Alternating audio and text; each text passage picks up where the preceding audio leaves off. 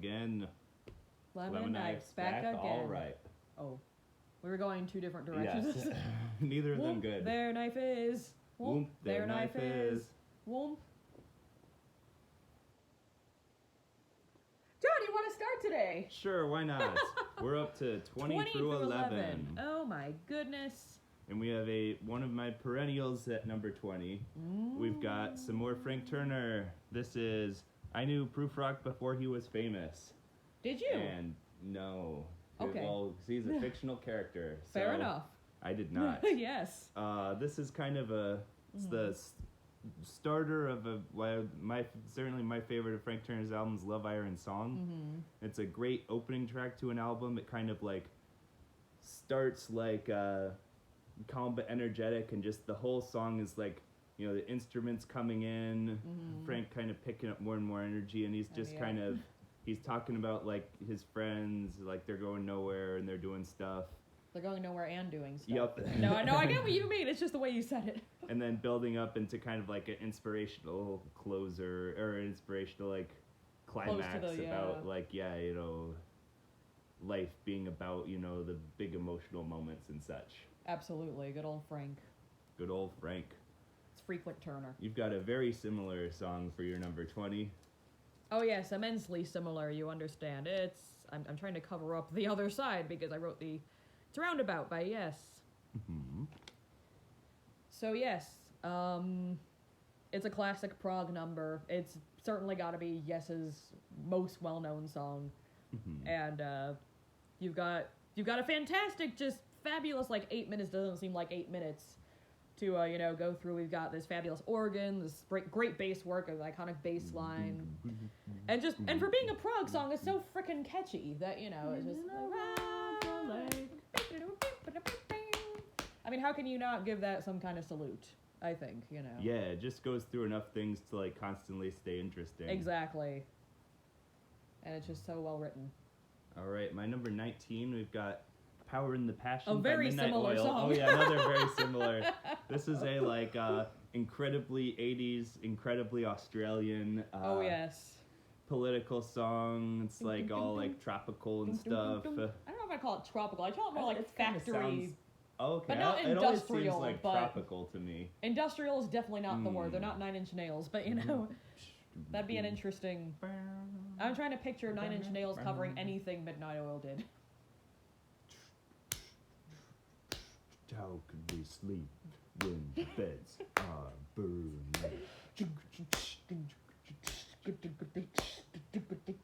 How can we dance when the world Why are you making is Trent Reznor turned? sound like the guy from Cake? Is my question. All right. Number 19. You'll even notice that when I wrote this down, I had a spelling is correct in there, because no, there is no space between rear view and mirror, and I feel like we all need to know. Yeah, what did I tell you? I was gonna say, John, this is way too timely for the games we just did. But Rearview Mirror, my favorite Pearl Jam song. Another fabulous Vedder performance, and this time it comes with, you know, just this fantastic riff. And it just kind of builds and builds and builds until, you know, at the end everything's just. And for me, it's a very personal topic again, because it's kind of a continuation of Daughter, which is another great song of theirs that didn't make it to the list. It's kind of the sequel to that. You know, the last line is even finally the shades are raised, where the shades kept going down in Daughter. And if you know that, you know, they're talking about a girl who has some kind of disability who's getting abused because of it, can't, you know. When do they say finally the shades are raised? At the very last line of the song. Then we are. Finally the shades are raised. Or I guess besides the song. Oh, like in the chorus. Yeah. Oh, okay, yeah.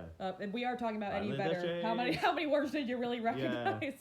We just listened to their new album today. I barely understood any of the lyrics. Well, he likes clairvoyance because he likes clairvoyance. He wants us to stand back from the steakhouse. Yeah, you gotta stand back from the steakhouse. Anyway, yeah, that's Rearview Mirror. My number 18 is Marquee Moon by Television. This is an all-time great riff.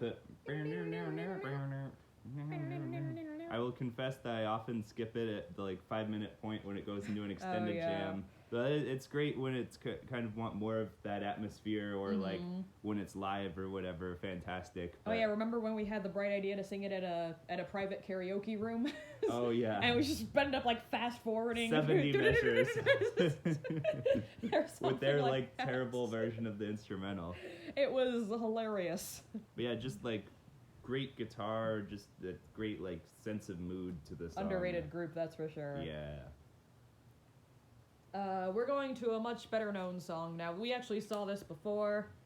It's Won't Get Fooled Again by The U. We discussed it a bit, so I'll try not to take up too much time. We covered this. Yes. We got the perfect everythings. It's, some of the pinnacle Who.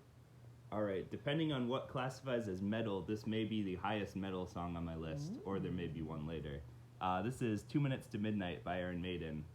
And it's a crowd favorite of theirs, but I think, for good reason. It's just one of their most straightforwardly, like, aggressive, biting, like, that great riff, that great, like, anti-war commentary. Just to fit our babies! Yes. Yes. And then it's got That's that the great, way you did that. great Scared bridge, me. great, like, build back in, great ending. Midnight, it's all night! Alright. All right. It's all right. It's all night. All right. Speaking of nuclear war, Oh yeah, we're bringing back one of John's list. Yes, we too, Hammer to Fall, are discussing nuclear war, and for thee who grew up tall and proud in the shadow of the mushroom cloud, am I right? But yeah, as John was saying in a previous video, fantastic vocal performance. One of their, when Queen do a riff, they do a one of their cracking riff. crunchier riffs. And so this is just a great, it's a, a 4-minute song that builds up so neatly by the end that it's, it's a fantastic 80s number. My number 16, I have Thunder Road by Bruce Springsteen. I like how you just wrote Bruce. What other Bruce do you need? I guess you need Bruce Dickinson. Well, but, he's an Iron Maiden, he's covered. Yep, he's covered. This is just like an all-time classic, kind of like quiet, lonesome harmonica, and the piano comes in. Nice and buildy. You're not beautiful, but hey, you're all right. And that's all right. Tonight. We're going towards Vetter again. I'm sure he's covered that one. Oh, he would do a great cover of that. Yeah. He's definitely covered something by Bruce at some point. Oh yeah, absolutely. But just like another one with just the whole way it's like building, eventually going into full rock, and then like the.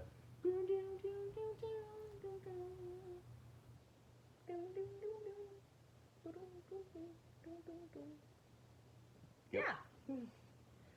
Number 16, we've got a nice Queen twofer, and you're going to be seeing Queen a bit more frequently as you go up the list, as you will a couple of other bands that you'll begin to recognize. Number 16 is Under Pressure, which is actually Queen and David Bowie, but I wrote Queen for he doesn't even get any credit. Yeah, I wrote it for ease of. But anyway, I mean, first of all, you've got two rock legends, in the studio. You've got Queen, you've got David Bowie. Well, really 5 rock legends, but in terms of membership, but, I have 2 great legends on vocals, so, and they complement each other really well, it's, obviously Freddie's your very virtuosic, frontman with his, very, very distinctive style, but then David Bowie balances it out with sort of his arrangements and sort of his very quirky style of vocal, and he balanced out that low end really nicely, doesn't he? While Freddie's going, and he's going, love, love, love, it blends really well. It blends ridiculously well. And, fantastic song, start to finish. Absolutely. You can't get sick of that. And just like the music, obviously you got the bass riff. I almost forgot to mention the bass. Doom, doom, doom, doom, doom. No, it's not Ice Ice Baby. It's Under Pressure, folks. You can tell there's one beat different. 100% different. Go ahead, John. What's next? What's next from me is Song for the Dead by Queens of the Stone Age. So this is on here partially just as amazing driving, fantastic instrumental performances all around, fantastic set closer by Queens of the Stone Age every time I've seen them. And then also just like throughout the years, one of my favorite songs to play on drums, because it just has like a killer drum part with lots of different stuff going on. Good old Growly. I guess I've been like practicing that for like 10 years or something like that, because that was one I And you was played on playing stage a couple of times back in now? high school. Yeah, and we've done it in some We Halloween have. sets. So yeah, maybe this is probably the highest one on the list that's there, like as its largest from like me drumming it or Oh, whatever. yeah. But just a fantastic instrumental song. performance all around. Another Lanigan vocal. Yeah. Good old Lanigan. Mark Lanigan. I think Helmy is actually on backup vocal, so that's not completely right, but he's doing the ahs, you can tell it's him, you know. Yep. Anyway, number 15. We're getting to some of the final ones in the list you'll see that aren't by the same 3 bands, so let's, But we're carrying on to Pride in the Name of Love by U2, which is not a song I would have chosen even as little as like 2 years ago. But, you know, it grew on me because, and here we go again with all these vocal centerpieces, but Bono, man, he crushes this one, and he totally leads it. April Fool. You get to that, how do you get to that bridge, like the end of that bridge, without getting some kind of goosebump? They took your life, they could not take your pride. If I can ever get a Lemon Knife build-up to be as effective as that one, I will be able to die happy, you know? And I'll kill you immediately, just to make it work. Please don't. Okay. Well, Anyway, you heard yeah, it here. we're- Now I've got to do it. It's part of the pack is sealed. So yeah, when you hear me do that killer of a build-up, rip me, you can start mourning my death. Yep. Covered. Over to you, John! All right, my number I'm 14 happy. is "Perfect Water" by Blue Oyster Cult. Oh yeah, water. It's a very super pretty one. That's kind of just this beautiful guitar riff, and it kind of builds into this like kind of like crashing Oh, epic yeah. like chorus. There's just something about that like riff, like the. Oh It's yeah. just like incredibly anthemic song, and I'm always a fan of kind of like oceans and water and such, as We indicated read- by our songs about Yeah. water and death. Yeah, Water. so this is a fantastic. It's just kind of all about like the mystery of water and such. The Mystery of Water. It's a shame that they're not known for more than Don't Fear the Reaper Yeah. and sometimes Godzilla most of the time. They have such great songs. Oh yeah. What was the other one of theirs I put on the list? Forget. Was The Great Sun Jester. Oh yeah. Yeah. Yeah, another ballady one. That's interesting. And even Don't Fear the Reaper is a great song. That's but a they've great got song, even they've too, got yeah. better songs even. ETI You know? is a great song. Oh yeah, they've got some nice ones. Astronomy, The Vigil. as we were. Okay, back to Queen for a second here. It's Liar. Liar. You know you believe. Not that one. That's a fine song too, not on this list. This is actually very early Queen. This is off the very first album. And you can kind of, you can tell, they're already getting ready to write things like, you know, Bohemian Rhapsody and all these multi-part songs that were going to come later, because but it's a much rockier version of that sort of structure of song. It goes through all these phases, and they can all be completely different songs, but they're all just so hard rock, you know, that you just have to listen to it and see what I mean, but everything is a great riff.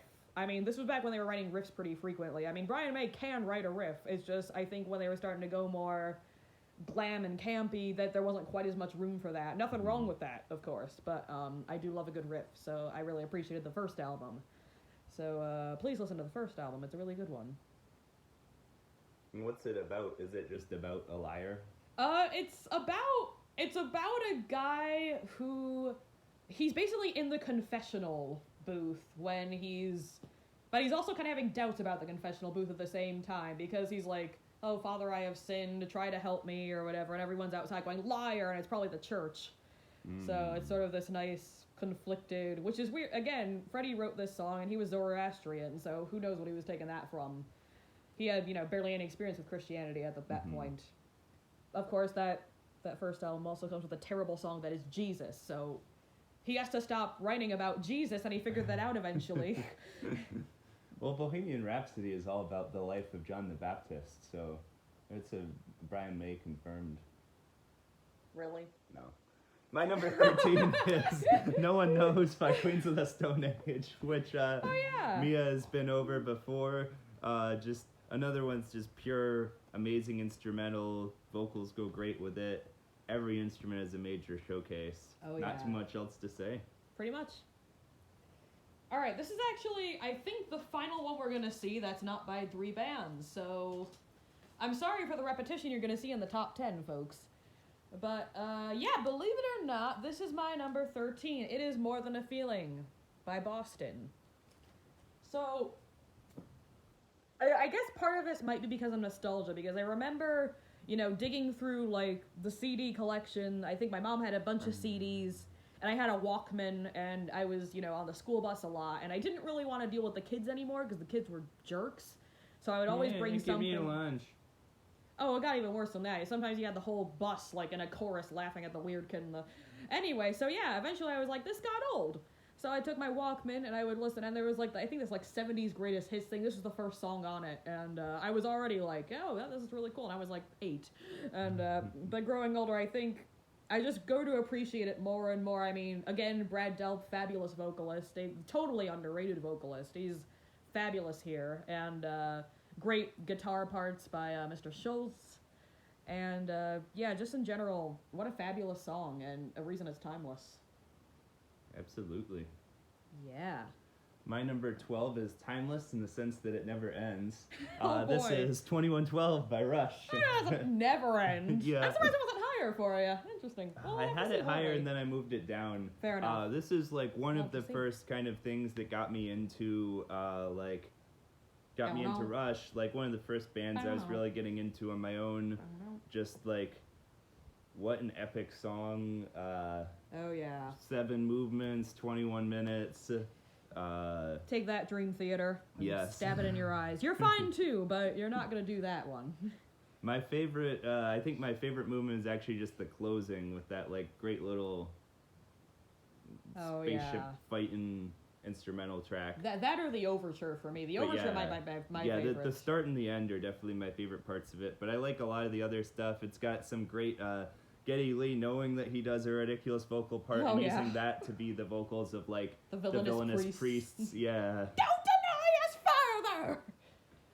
further! And yeah, just great epic song. All that being said, I think the soliloquy portion, or whatever it was where he stabs himself or something, was enough to keep it off the list entirely for me. That part is terrible. And the part where he's learning the guitar. I'm not that big a fan of the learning the guitar. I like the my spirits alone in the depths of this pit, my life blood spills over. Bang, bang, bang, bang, bang. I mean, look, the other parts are great, but I mean, they had to end it with like an echo. All right, anyway, we got some more Queen. It's the Millionaire Waltz. Bop, bop, bop, bop, bop, bop, bop, bop. Give me money. Oh, that is actually kind of how it begins. Though, only not the give me your money. Now you're thinking of Frankly Mr. Shankly, John, and the end of it. And song. Anyway, but no, this song is really underrated and is probably one of the best John Deacon parts there ever was. He drives this song really. And it's another one that kind of goes through a lot of phases, but he's the one behind all of it. He's the one driving that song. You know, that bass line on its own, you could just listen to that and it would just be, you know, its own little story. It is a fabulous part, and I think that's the primary reason it's up here. And my number 11 is actually a previous appearing one. Oh. And then we got a double header here because this is Double Red header? Barchetta by Rush. Oh! I just love everything about that song. It's a fabulous song. From Fabulous Album, just all the riffs, all the emotion, all the kind of just like exhilaration of it. Yeah. And what is your number 11? Speaking of emotions and politics and getting real nice jabs in at flaming people skulls. and flaming skulls and burning things and we're talking about Take a Bow, folks. Take a Bow by Muse. Okay, I am so happy we got to see this live last time we saw them. I was over the moon. So we're gonna go again with the vocal centerpieces. Matt Bellamy is the one that really leads this one. His vocal performance is like the thing that's building, and then it really just feels like the instruments are following, even if they're all also fabulous. But you got that very distinctive synthesizer part as well, and you know, you got this nice build into the guitar bit, and once you get to the guitar bit, it's like dark, demented Queen on steroids. The